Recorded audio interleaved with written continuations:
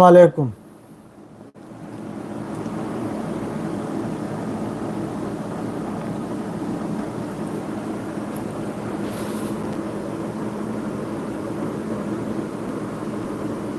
Kanagumo lay bro.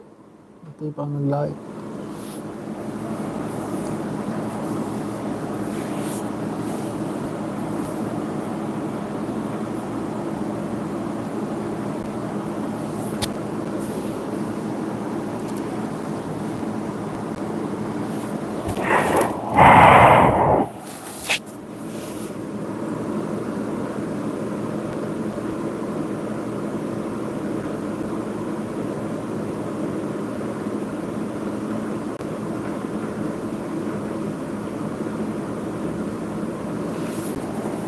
Mayam kam taon rin gaya nungan rin bro. Okay, tarake Glory Job Consulency. Tau jara kay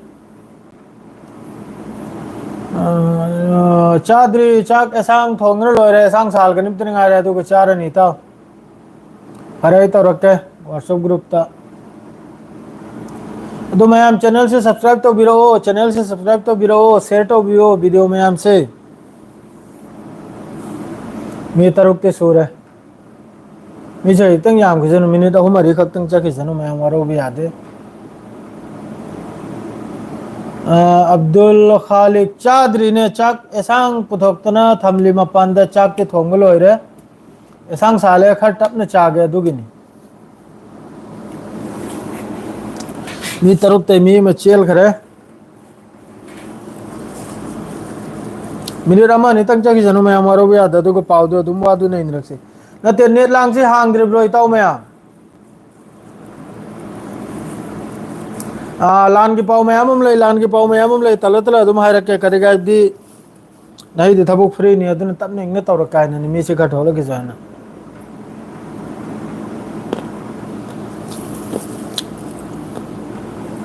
न ते net लांग से Hong रे hi bro मखोय की से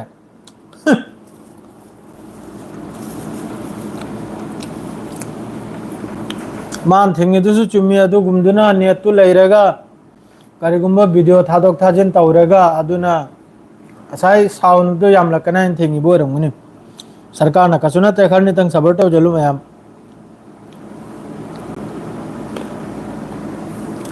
अमा social media मादरे दि अमा Facebook अदु गुमदा पावलांग फाउन दना असाई अजिक फोइबो थौदोक्सि चावखलकना सरकार ना थिंगी बोरंगनाबा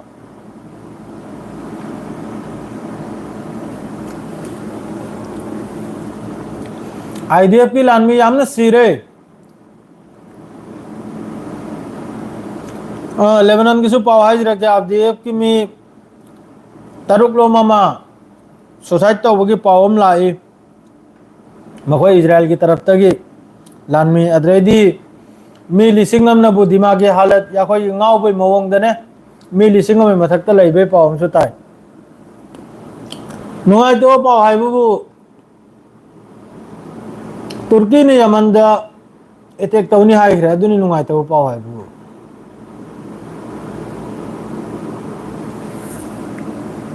नाल नोम ममांग दा यमन की हुती ना तुर्की की जहाज हम लुभल करे अटैक तौदना अदुना करी की लुभल करे अदु को जहाज तो इजराइल की पोचे पूदनी चली भा अदु को जहाज तो यमन की हुती ने अटैक तौर लुभल करे अदुना हजिक तुर्की नहाई घरे यमन की मथकता होती की मथकता लानता ने आइना अरे तुर्की की डगन आई अचौ बचिन थी अचौ हुराम बोरम ने सेंग नाइबदा अदुम तो लाव संदरी मी माना कनम दा कोई की अरब लीग मादरे दी अमा मदा मादरे दी करी करनो दा दु तो लाव ने अचौ बचिन थी बोरम ले है मी है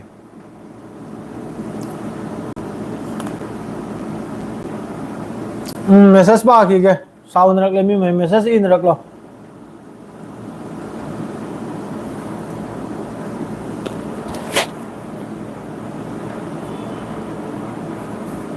मणिपुर इंटरने हंगलसु हंगद्रसु चप माने अदुम याई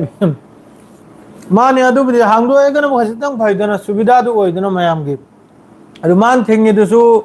सरकार ना थिंगी दुसु जसा मागी ममांग ओइरकनीबा जैसा वाथोग म उरगा थिंगिबो ओइरमनाबा अदुगुमदना सोशल मीडिया म व्हाट्सएप ग्रुप ता अदुगुम जैसा असो अंगम अदुगुम्बगी कनोमदो वीडियो मादरे फोटो दो शेयर तौनरगा साइ लानसी चावरक कनिरायना अदुगी कीदना सरकार न थिंगबो ओइरमनी अदुई मथकता हौजिक हौजिकता बिल्डिंग मथकता मगोय आईडीएफ की फ्लोर अलोय बिदा आईडीएफ की अने वीडियो तो थाखरमनी फ्लोर मथकता फमदना लेरिंगदा लेपतना लेरिंगदा अल कासिम मादरेदी मखोयगी गाजा मनुंग याम साथीना मखोयगी यासिन 105 हाइब्रा कनो अदुगुम्बा कनोमदुना याम साथीना अटैक तौखरमनी अदु हौजिक हौजिकता पाउसी मयाममनी यूरोप कंट्री मखै लोइमंगना हौजिक यूके दगी हौना हायरक खरे हौजिक मखोयगी वारंट इशू तौखिबसे मासिगी मियोय अनिसी लाखपग फाबगी अदुम तौदना यूरोप कंट्री मयाम मादरेदी सोमदा अमेरिकन कंट्री यूरोप मादरेदी एशिया तुसिया लोइन यावरे सिदा खंगिब्राने असी मखैजी देश कोंगा यामना हायरकले मखोय बानेक्सी उबग फाबगी वा अदरेदी सोमना ईरान गिनबु हजिक करी मोंगनाबदा ईरान से हजिकसु खुचुखलाई से सेम तोक्तरे मखोय न्यूक्लियर की खुचुखलाई से सेम से तोक्तरे अदो ईरान ना हायरी नंगना लखाम सेंक्शन आई थकता थमसु आई खुचुखलाई सेम तोक्लाई ना अदुई मथकता अमेरिका दगी स्टेटमेंट अमसु लाई ईरान ना हजिक 24 आवर्स की मनुंग द मखोय न्यूक्लियर से सेम बगी पांगल लै हायना अदुम तौदना ईरान की समय अमम यादो ईरान की मादरेदी अचौब मखोय की आईआरजीसी की हेड अम खकना हायरी मतम चाब मतम ngaइरिम नाइन करेगादी याखोयगी मतिक चाबा अखोयगी कनम हायद्राने अखोय यामन येंगले खोंगथांग बाइदो अदुई मोंग मतम सि ngaइरिम ना लान से ताबगी अदु इजराइल जो अदुम ngaइरिमनी ईरान की मथकता लान ताबगी मदु ईरान सु ngaइरिमनी मागी मतम एक्यूरेट ओइबा माना लान से ताब मतमदा हलक्तनबे मोंगदा चाउना लान से तौनगदौरेबा मता चाद्रदी वर्ल्ड वॉर 3 क्रा ओइगिबेजु कुनो सिदा हजु वर्ल्ड वॉर 3 गुमनी अहमदे यूक्रेन गा रशिया गसु याम साथी साथी ना रशिया ना अलोय बिगी वार्निंग ओइन थाखरमनी यूक्रेन दा रशिया की मनुंग दा कापचल खिबा अमेरिका अमसुंग ब्रिटेन न पिरकपा खुचुखलाई दुना रशिया की मनुंग दा तारमनी अदुई खुचु अदुई मतुंग दा रशिया ना चाउना मादरे हजि महोयगी कीप हारि मफम सिदा मखोयगी एम्बेसी लेरंबा यूके की अमेरिका की लोइन हताई खरमनाबा लोइन हताई दना लोइन पोखरमनी कनादी राशिया ने चाउन चाउन लान से तौर खराब अदु लान की पाव से अदुम हाय थजरा गया को नहीं की हिजबुल्लाह ने तौखरिब लान सी याम साथीना इब्दुबु मफम मसिंग मखा लेखिद्रे गोलानी ब्रिगेड मादरेदी सरागा मादरेदी गोलानी ब्रिगेड सिदतनी अयाम गोलानी ब्रिगेड मादरेदी मफम अमा निखक ले याबने सी मफम सिदा मखोयगी लानमी मखै पोथाफम हाबदो लान से तौरगा पोथाफम पुनः लेफम अदुरे याखोय मीटिंग तौफम अदुगुम मफम दनाबु मखोयने रॉकेट कापचल खरेसे अदु अहामबदा अल कासिम दगी अल कुद्दुस ते हौरा अगे अल कुद्दुस किसने हन लागले लान की पाव से अल Quddus सिगा मादरेदी Al Nasir Salahuddin brigade हारिसिगा पुन्ना जबलियादा से नोट गजा दनिको मासिदा 60 mm हारिसि नोंमै गुलियोय मारे ई साप्ता 60 mm की से असिन चिंब याम साथीना कापचल खिबगी मखोयगी लानमीगी मथकता लान ताखिबगी अल कुद्दुस का मादरेदी अल नसीर सलाउद्दीन ब्रिगेड हारिसिगा टारगेट तौरदुना मखोयगी कमांड कंट्रोल सेंटर मथकता वालेकुम अस्सलाम याम साथीना नोंमैसि लेप्तबिदा कापचल खि अदरेदी सोमदना अमक्का अल नसीर सलाउद्दीन ब्रिगेड सिना मखोयगी मिलिट्री कमांड कंट्रोल सिना भी जहूर अल दिक हारिसे सि मफमदा अखोयगी 60 mm मोर्टल सिने याम साथीना मासिदसु लान ताकि अदरेदी मुजाहिदीन ब्रिगेड नसु मुजाहिदीन ब्रिगेड अमसुंग अल कुद्दुस ब्रिगेड ना टारगेट तौरदुना मखोयगी मिलिट्री कमांड असिजु कमांड कंट्रोल मखोय सिनबु नेजरिन हारिब मफम सिदा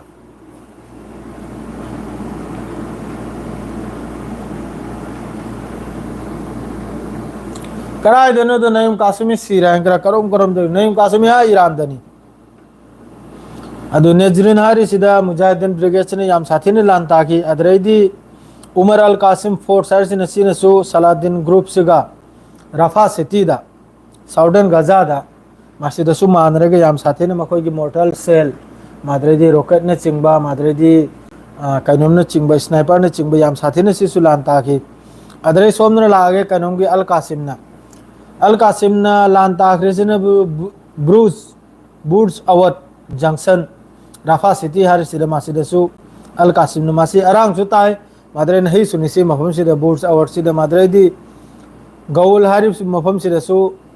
अल कासिम की तरफ तगी सी मफम महिसे अदुम जबलिया सी मफम महिसे अदुम अल कासिम सिना अदुम लान से तादन लेरमनी अदरेदी हिजबुल्लाह रोमदा लागे हिजबुल्लाह ना ताखरेसिन मफम याम खरे सरागा अदरेदी सोमदनबु हाइफा अदरेदी तेल अबीब अदरेदी हाइफा सरागा सिदा हन्न हन्ननी मादरेदी सतिला मारिस बेस असि बेसनी अदरेदी सोमदनबु लायगनबु जरीद अदरेदी सोमद लायगनबु तल नहा सारे मफम अदरेदी सोमद लायगनबु मनारा अदरेदी मलिकिया सासा दोबीब असिने चिंगबा हिजबुल्लाह असिना तेल अबीब तगी चिंगबा याम साथी साथी न मादरेदी मखोइना होजी फिलिस्तीन 2 है मारे अदुगुम रोकेतुनी होजी मखोइना सीजनरी से हिजबुल्लाह ना को लान के पाउस ना को खट मी सी याम थोलक तरे करे दे नहीं लाइव थोकले से खर ngल घर मार पुंग तरुक मखाय दे थोकरिम ना पुंग तरुक फाउ यौद्रि आब नते आई मयाम दा वाम फक्त हंगे मादु लान की पाउस ना को तुंग द तौस ना को हौजी इंटरनेट से हौजी आइना सुती चला इन खलो मादो इन सुती चला का हौजी इंटरनेट सी अमदि मथौ ताइ दो आइना हौजी इंटरनेट सीजन से एयरटेल के 50 GB दो हापिम ना भाई मादुना दी यादे 50 GB दुना दी याद आबने दो करी मोंग दुनो मणिपुर लोम दे इंटरनेट सीजन रे से करी मोंग दुनो पीरि सबता अखंग ब यावदम ता हाइबी रखने सिम या कोई की सिम कार्ड अनलिमिटेड लाइट्रो सिम दा फाइबर अदरेदी काइनम ना तबे सिम दा अनलिमिटेड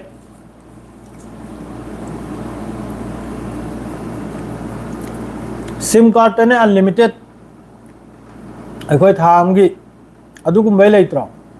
नोंमगी 1.5 2.5 तो नत्ते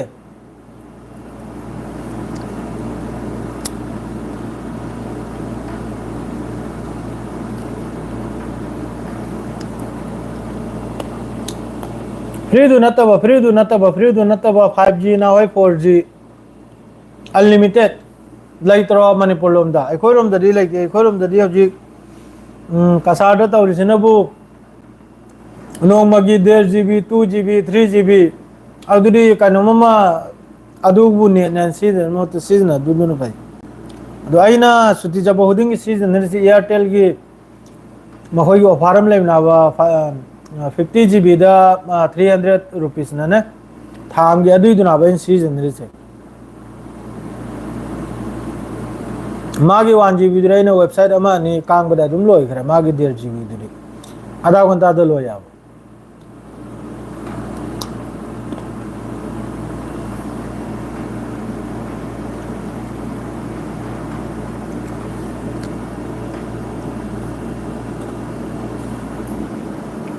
खंगनब यावदे हारो कमेंट जो हाबिरो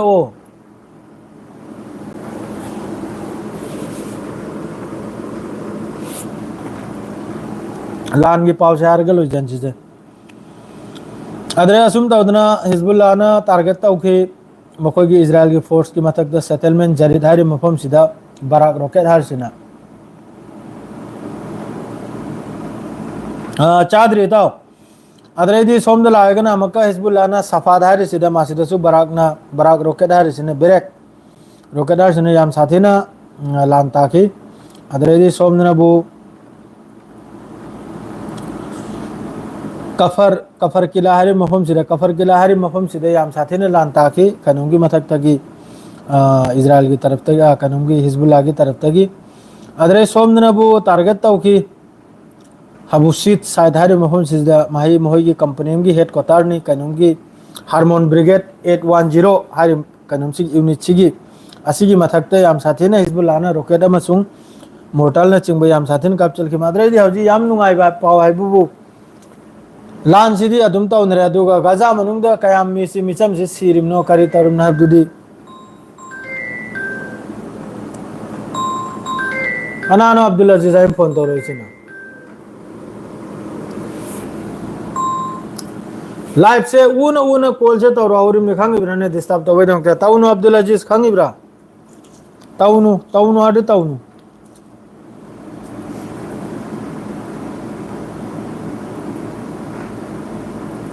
सीधे ने कनान हाइम ने नईम कासिम सी रहे ने करों करों दे पाओ ने कराए दे सुता दो पाओ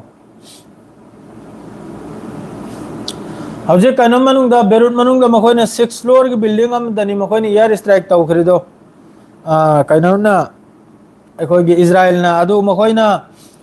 ताउ खरीसी माद्र मी 13 ने सीरी से हौजे के मखोय की स्ट्राइक से देने बेरुट मनुंग दा मादु मखोय ने टारगेट तौर से मखोय की टॉप कमांडर अदु टॉप कमांडर दु यावरम द्रे हौजे के मखोय ने स्ट्राइक ताउ सिदा अदरे सोमदन बुगाजा मनुंग दा मखोय की कमांडो अमा लोइखरा आईडीएफ की वेस्ट बैंक दनी मासी वेस्ट बैंक दा माद्रे पाउ नुगाइबो मा हाइबुबु वेस्ट बैंक सिदा हौजी याम साथीने चाउना प्रोटेस्ट माद्रे दी याम साथीने चाउना मखोय की लानमी की मथकता लुंग लांग लंगदना रांग वीडियो मा थेंगने याबने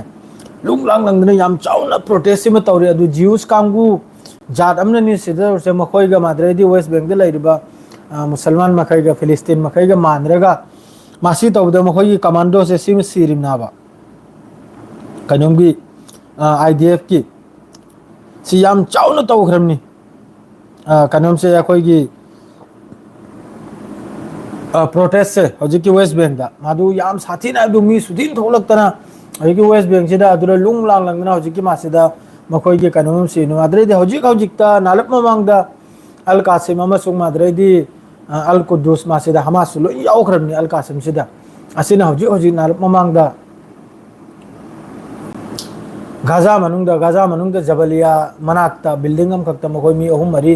मथक्ता लैब कांदा अदुरसु मखोय ने रॉकेट ने टेक तौखरम अदु सोयदमकि मी सिरमगनी नही नत्रगा हये सोयदमकि अदु हरोलियो पावदा अदु सीबगी खोटपगी पाव म सोयदमकि थोलकनी अदु थोलकु मतुंग दई मयाम दा खंगन जरक्के अदु पावलांग से आई सेंगना हाइबदा अदुम मयामना सब्सक्राइबर मयाम सावरकन ने पा करेगा दि मणिपुर दा हजिक तौरिबो फिफम सिगा ओइनरिबो हजि फिफम सिगा पावलांग से सेंगना हाइबदा यूट्यूब से थोकनिंग लगते सेंगना हाइबदा नुवाई ताबा तौरिबो फिफम से हम दसो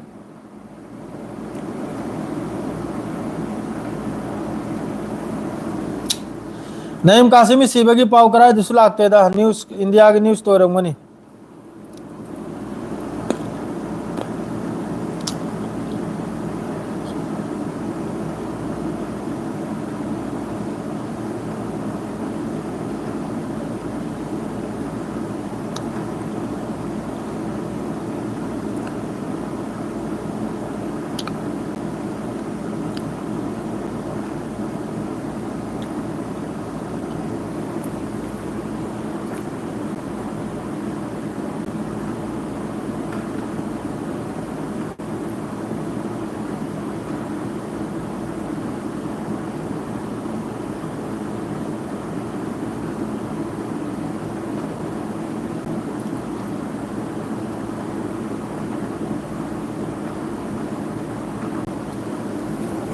सीधे सीधे नईम कासिमी करा सीधे इंडिया की न्यूज़ संभवतः नईम कासिमी सीआईए ने लाव रे दुन सीधे सीधे हिजबुल्लाह की तरफ ते करोंगे तरफ ते करमता है रखते फरे अदुनी पाव मैदु येंगलो अदु ओइसु थबु खर्च तौखिगे अदुन है गिदि सिले लोइजरे पाव मैम दोइन हाइबिरममनि हा सलाम अलैकुम।